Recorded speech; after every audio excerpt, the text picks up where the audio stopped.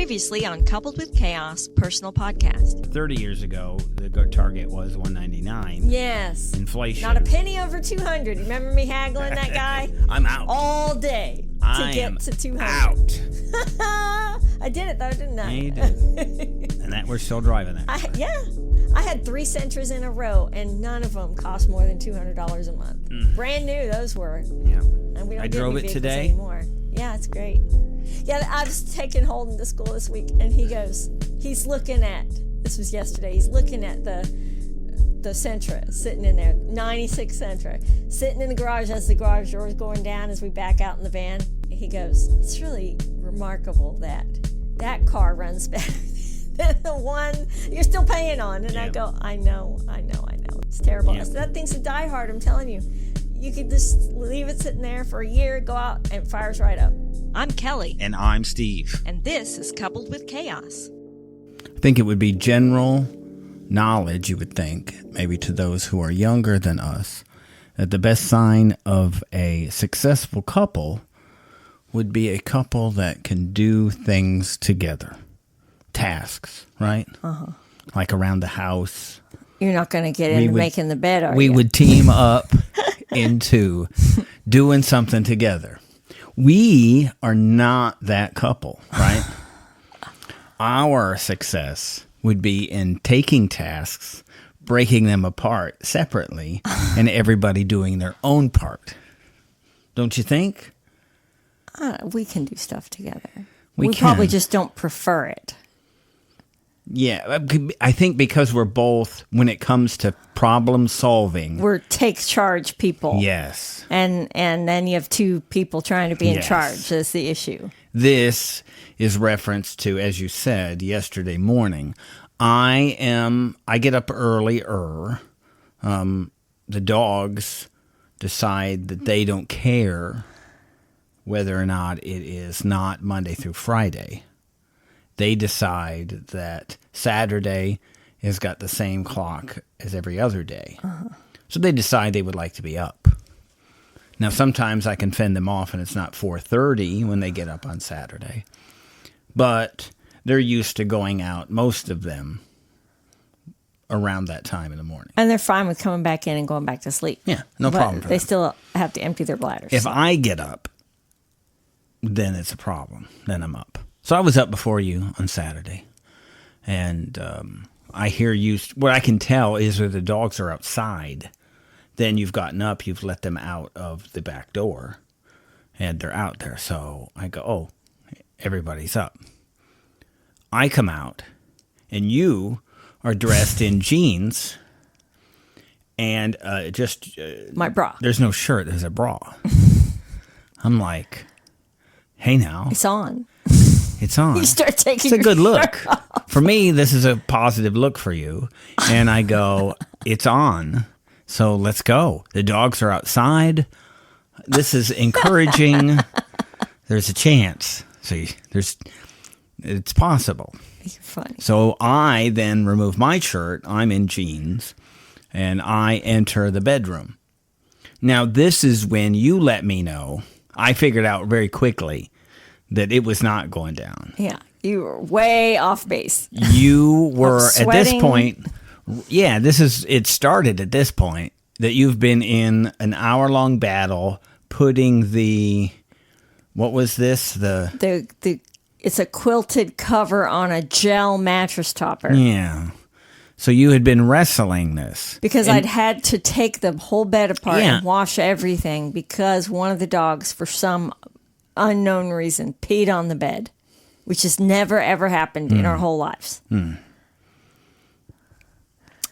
So I didn't know this thing wasn't on there. I slept just fine. But you had stripped the bed, taken this gel topper off, and washed it. Yes. And then you were putting it back I was trying to put together it back on. Saturday morning. I enter the room, and you've been in this battle, evidently, that I did not know about. Right. And you were not in the greatest of spirits. We're correct. I was coming in for some potential Recreation. adult time. Like, hey, this could be cool.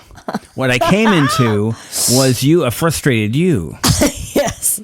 And then I'm just trying to figure, I don't know what's going on, but I assume that my side of the bed, you get to wrestling this thing, and then I just kind of join in. I don't know what I'm doing, and I hadn't planned on helping. I don't mind helping. But at this point, I don't really know what I'm doing. And I didn't ask you for help. I agree, you did but not. But because you started, I started to explain the specific way it needed to be shifted for it to fit inside. Which was the frustrating part. Yeah, and I'm not sure I really grasp it. I still was in, hey, Kelly doesn't have a shirt on now. So I probably didn't hear all of the instructions that you had laid out for me. A little distracted. So I'm just trying to figure out, and really all I'm doing is pinching this thing, not you, but this gel topper to try and get it to fit in this thing. Mm-hmm. And so I think when this was over, I think we were okay. Yeah. But in the middle of it, I think we weren't okay. There was a couple of minutes there where you weren't too happy with me. Mike, I'm just trying to help. I'm on the other side of the bed. Well, no, it wasn't that I wasn't happy with you or your help. It was that you were starting to fuss at me for being agitated by the amount of time I had spent wrestling with this thing that's king size. And almost as tall as me. And then me trying to shift it. I was so frustrated and sweaty, which was why I had my shirt off. It just didn't seem like, to me, like the thing to be that frustrated and angry about. Yeah, this is what aggravated me, was that you were like, well, I have much bigger problems than this kind of thing. I don't and know I'm like, that I look did that. Now, but it was that attitude. Yeah, but I never said that. You like, kind of did in so this many isn't words. Like a thing. It's like, okay. Right. You could have That's just even worse. Left me alone with it and go, I need this to go in here. And I go, okay, well, I'm just going to take care of this. But it just seemed like you were not. I'd chosen the wrong time to come into the room. But I was still helping, right? I mean, we did this together. Help. I needed help because it's too big for me to wrestle all the parts of it at the same time. So it really was going to go much faster if two people were adjusting it at once, because it needed to be shifted on both sides at the same time. You never did ask me to come in and help. I did not. I came in and began to help. Yes. And then it seemed to go south at that point. Until, when I found out it stopped going south? You know the time? I know the exact time. I know it happened. When Holden walked in? No. Oh. When I stopped talking. Yes. This is when I felt like things improved greatly. Yes. I think maybe what I need to do here is to just not talk. Yes. And just grab this thing and move it. Right. I wasn't even sure what I was doing or that it was right, but in the end, it all worked out. Right. And then 2 nights later, actually later that same night, this event happened again. And here we are now with a pile of stuff. As we were getting in bed. This is not good. You get 4 dogs, they said. This will be good for you. So I don't know I think,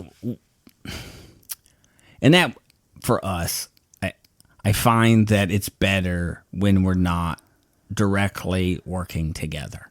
We can separate, get to the end of something, and it works out. Like a Thanksgiving dinner type of thing would be. Things work best when I'm not helping you in the kitchen other than standing at the sink. Right. And cleaning things as they come up. Other than that, I feel like I get in the way. Yeah, I actually don't like, cooking's like my thing. So I actually don't like it, like when we've had guests in the past, when people come into the kitchen when I'm busy.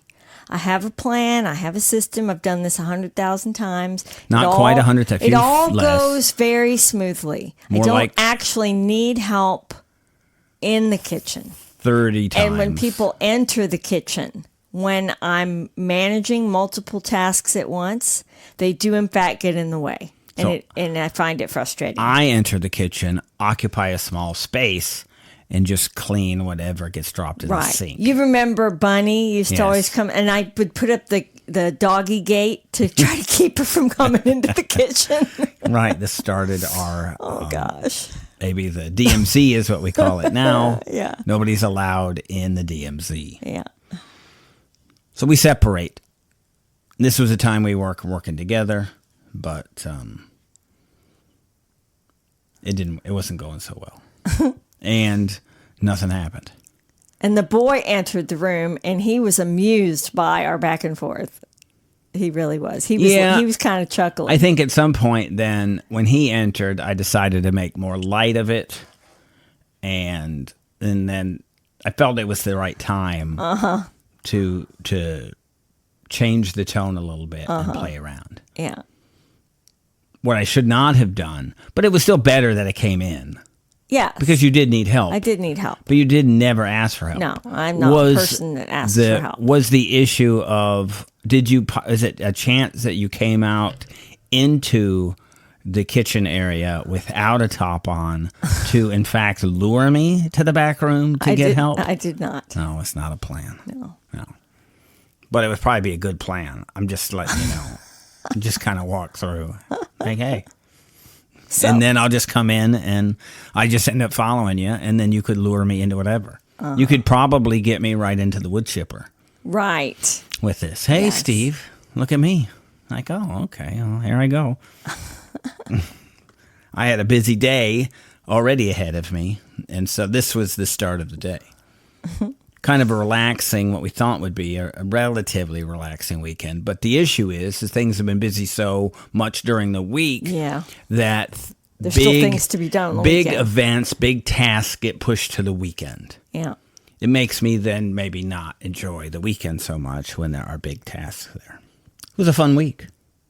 This week, to preview what we have coming up, I'm taking apart appliances. You are volunteering all over the place. Oh yes, I forgot about the Thanksgiving stuff. Yeah, that's how it started. And out and about with dogs. Yeah. All of that and more is what we're going to talk about. So stick around.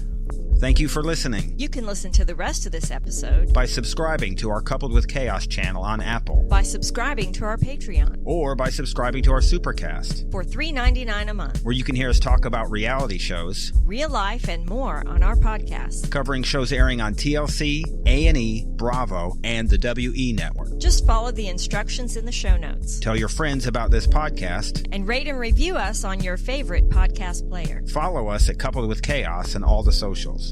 Or contact us directly by email at coupledwithchaos@gmail.com.